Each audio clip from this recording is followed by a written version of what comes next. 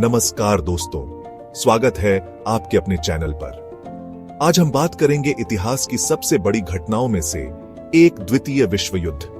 लेकिन असली सवाल है, ये युद्ध हुआ क्यों? कैसे पूरी दुनिया महज 20 सालों में फिर से जंग में कूद पड़ी? आइए इसे स्टेप बाय स्टेप समझते हैं।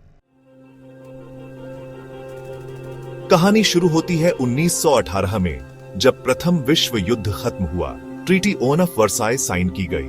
इसमें जर्मनी को युद्ध का जिम्मेदार ठहराया गया।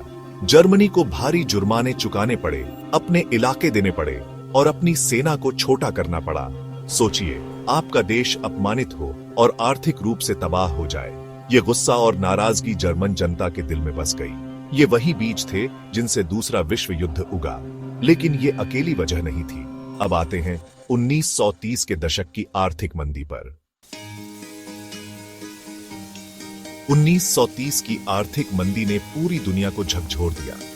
बेरोजगारी और गरीबी ने लोगों को मजबूर कर दिया ऐसे नेताओं को चुनने के लिए जो बदलाव का वादा कर रहे थे।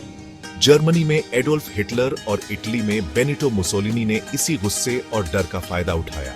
हिटलर ने वादा किया कि वह जर्मनी को फिर से महान बनाएंगे और अपने देश की समस्याओं के लिए उन्होंने दूसरों को दोषी ठहराया। क्या ये बातें कहीं सुनी सुनी लगती हैं? अब ये नेता सिर्फ बातों तक सीमित नहीं रहे। इन्होंने अपने देशों का विस्तार करना शुरू कर दिया। इटली ने इथियोपिया पर हमला किया, जापान ने चीन पर कब्जा किया और जर्मनी ने ऑस्ट्रिया और चेकोस्लोवाकिया का हिस्सा हथिया लिया। लेकिन चौंकाने वाली बात यह है कि ब्रिटेन और फ्रांस जैसे देश कुछ भी नहीं कर रहे थे। क्यों? क्योंकि वे सोचते थे कि अगर वे हिटलर को उसकी मांगें दे देंगे तो वह शांत हो जाएगा। लेकिन दोस्तों, ये एक बहुत बड़ी गलती थी। इसे तुष्टीकरण नीति कहते हैं। 1939 में हिटलर ने पोलैंड पर हमला किया और यह वह मोड़ था जब ब्रिटेन और फ्रांस को युद्ध घोषित करना पड़ा और इस तरह दुनिया फिर से युद्ध की आग में जलने लगी।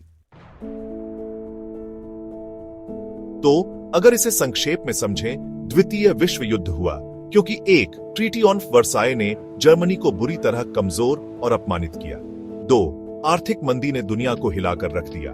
3, तानाशाहों का उदय हुआ और 4, तुष्टीकरण नीति ने इन नेताओं को और बढ़ावा दिया।